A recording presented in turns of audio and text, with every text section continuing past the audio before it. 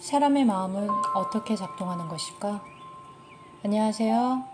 오늘은 폴커 키츠와 마누엘 투시의 마음의 법칙을 읽어보도록 하겠습니다. 이 책은 독일에서 가장 신뢰받는 심리학자 듀오가 지난 수십 년 동안 수만 건의 상담 사례 중에서 사람들이 가장 많이 고민하는 문제에 대한 심리학적인 해결책을 제시합니다. 심리학이 가르쳐주는 몇 가지 요령을 터득하면 우리의 일상은 한결 더 편안하고 성공적일 수 있습니다.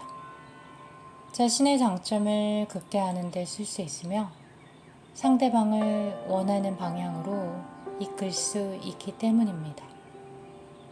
몇 가지 심리 법칙을 보도록 하겠습니다. 하는 일마다 되는 게 없다고 느낄 때 리프레이밍. 중요한 일정을 앞둔 날이다. 그러나 자명종은 정신줄을 놓아버렸다. 너무 늦게 깬 것도 복장 터지는 마당에 침대에서 일어나며 살짝 발을 겹질렀다. 욕조에서 뜨거운 물로 찜질을 하고 나서야 좀 풀렸다. 서둘러 집을 나서는데 외투 단추가 떨어져 나간다. 어쩌자고. 구두끈마저 풀릴까? 서류 가방을 들고 고개하듯 헐떡이며 달렸으나 바로 코앞에서 버스는 떠나고 말았다. 간신히 회사에 도착했는데 이번엔 승강기가 고장났다.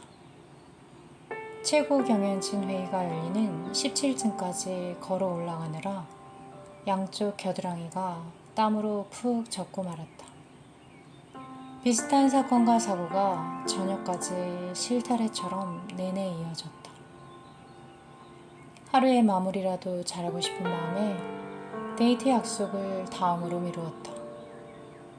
녹초가 된 머리를 베개에 묻으려 하는 순간 화들짝 놀라 몸소리치며 일어섰다. 주먹만한 크기의 검은 털 거미가 침대 위 천장에 거미줄을 쳐놓은 게 아닌가. 이런 날의 주인공이 당신이라면 무슨 생각을 하겠는가? 솔직히 말하자. 대부분의 평범한 사람이 이런 하루를 보냈다면 다음과 같이 탄식하지 않을까? 빌어먹을 하루. 좋지 않은 기분과 감정일지라도 긍정적으로 받아들이는 건 중요하다. 하지만 대부분의 사람들은 이런 경우 꼬리에 꼬리를 무는 부정적인 생각의 악순환에 빠지게 마련이다. 이른바 스스로 실현하는 예언이라는 악순환의 고리다. 이런 식으로는 갈수록 모든 게 나빠질 따름이다. 그렇다면 어떻게 이 빌어먹을 하루를 구출할 수 있을까? 긍정적으로 생각하라. 그럼 모든 게 좋아진다. 따위의 진부한 소리는 하지 않겠다. 심리치료에서 검증된 방법, 그것도 아주 뛰어난 효과를 자랑하는 방법을 알려주겠다. 이 방법은 무슨 마법의 주문 같은 게 아니며 초현실적인 자기 실현의 강제를 담지도 않은 간편한 방법이다. 누구나 매일 실행에 옮길 수 있다. 하루가 다음과 같이 지나갔다고 생각하면 어떨까? 다행히도 자명종이 멈춰버린 덕에 푹신한 침대에서 나른한 늦잠을 즐겼다. 욕실에서 살짝 겹질린 발을 주무르려 허리를 숙이다가 잃어버린 줄 알았던 50유로 지폐가 세면대 아래 떨어져 있는 게 번쩍 눈에 띈다. 외투의 단추가 떨어져 나간 것도 우연이 아니리라. 혹시 새로운 사랑의 시작을 알리는 전조가 아닐까? 오수선을 맡기러 간 가게에서 운명의 여인을 만나게 될지도 모른다. 풀어진 구두끈은 인터넷 가죽제품 쇼핑몰의 상품권 유효기간이 다음 주까지임을 일깨워준다. 휴, 하마터면 상품권 썩힐 뻔했다. 어허, 내가 생각보다 날렵하네. 버스 정류장에서 달려오는 자전거를 피하며 보인 반사신경에 당신은 만족한 미소를 지으리라.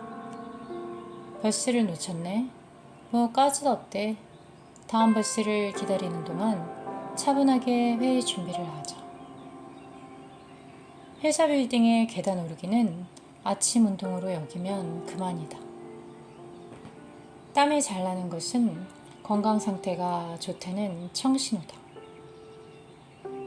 저녁에 잡혀있던 데이트 약속을 미룬 것 역시 잘된 일일 수 있다. 엉망인 기분으로 데이트를 하다 보면 서로 얼굴 붉힐 일이 벌어질 수 있으니 말이다. 게다가 거미는 중국에서 복을 가져다주는 영물로 떠받들을 찢는다. 그리고 사건과 사고로 얼룩진 날 곁을 지켜주는 생명체가 있다는 사실에 감사한 마음이 들 수도 있다. 자, 생각을 바꿔보니 어떤가? 사실 변한 것은 없다. 그러나 완전히 달라졌다. 이 두 번째 하루는 리프레이밍을 통해 다시 해석된 하루이다.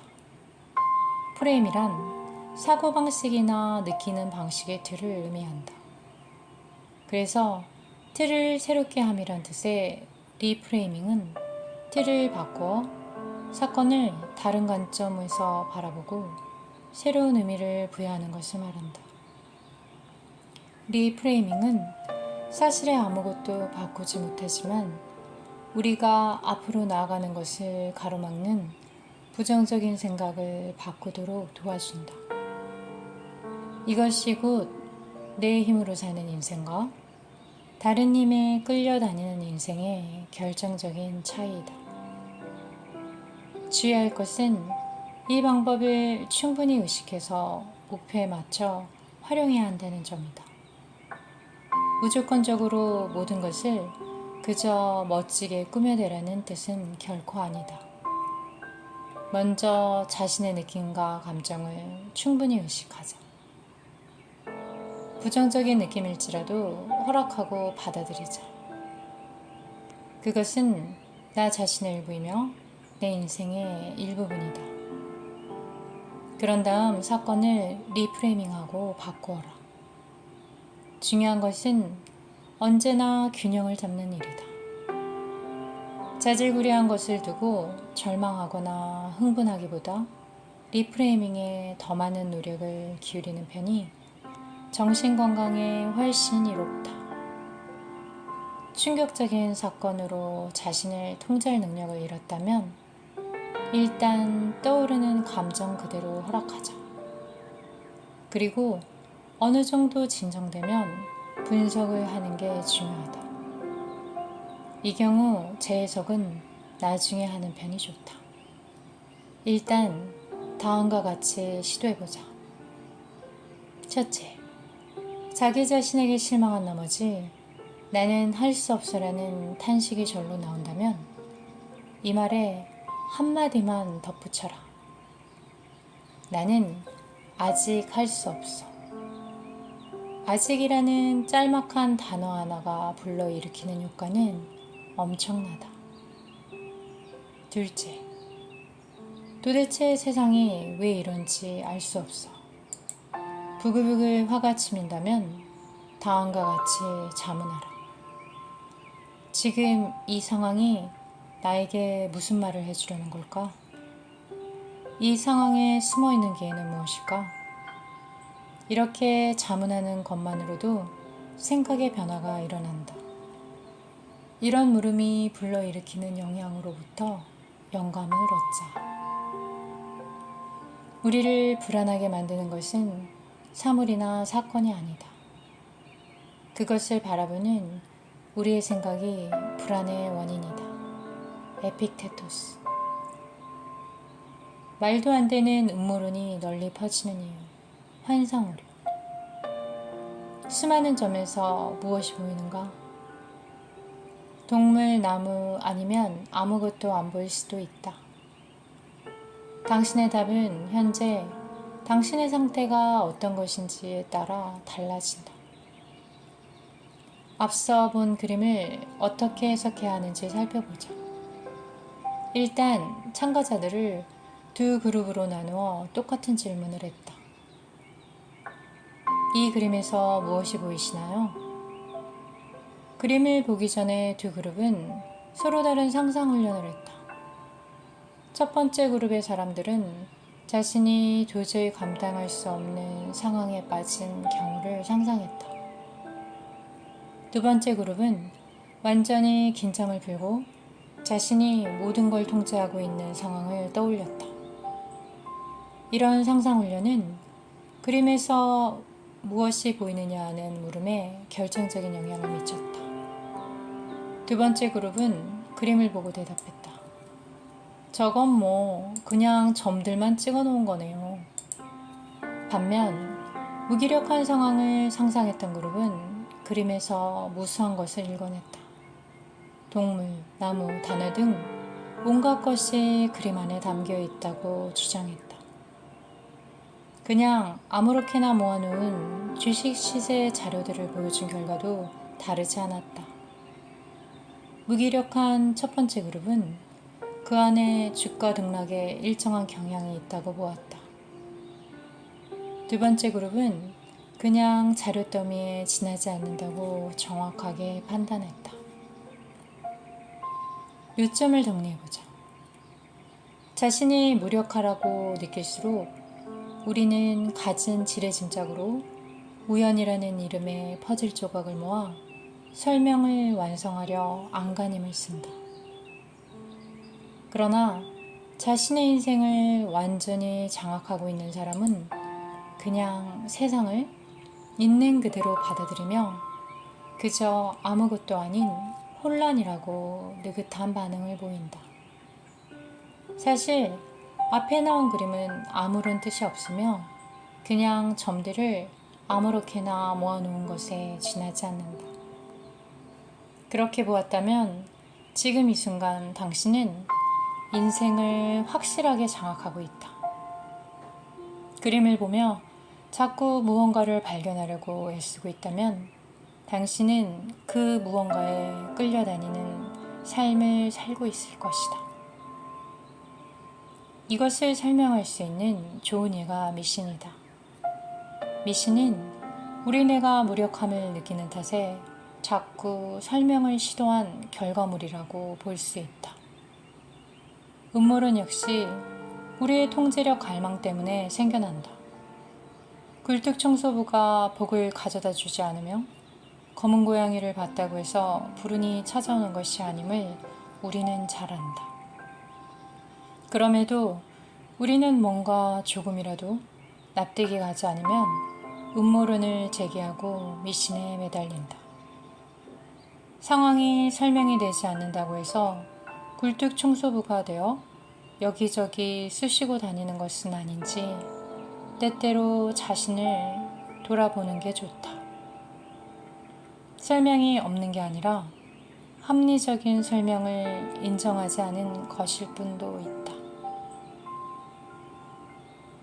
또는 실제로 그 어떤 설명도 할 수 없거나 설명이 되지 않는다는 느낌을 있는 그대로 받아들이고 참아보는 것도 좋은 인생 연습 가운데 하나이리라. 신나는 일은 짧게, 지겨운 일은 단번에, 습관화, 연말정산, 봄맞이 대청소, 묵은 자료 정리 등 이런 짜증스러운 일은 다들 적어도 하나쯤 경험해 보았으리라.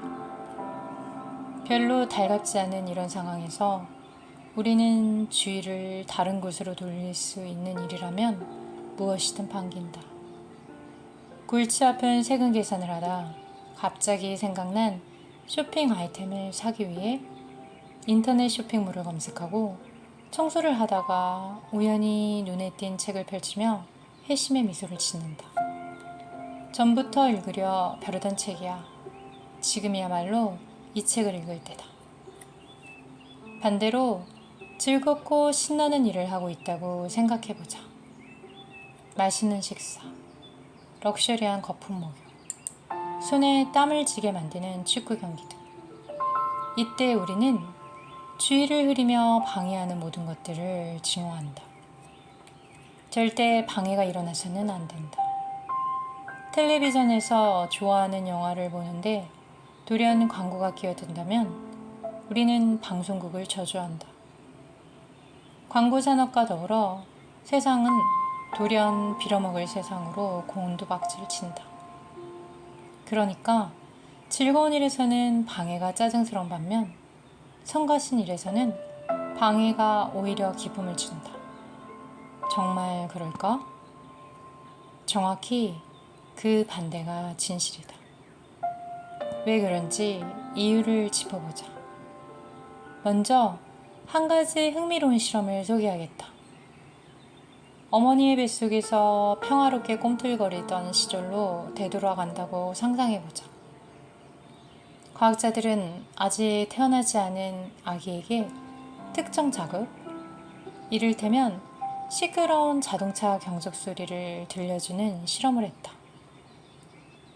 아기가 어떤 반응을 보이는지 측정하는 실험이다. 처음에 아기는 아주 강한 반응을 보였다.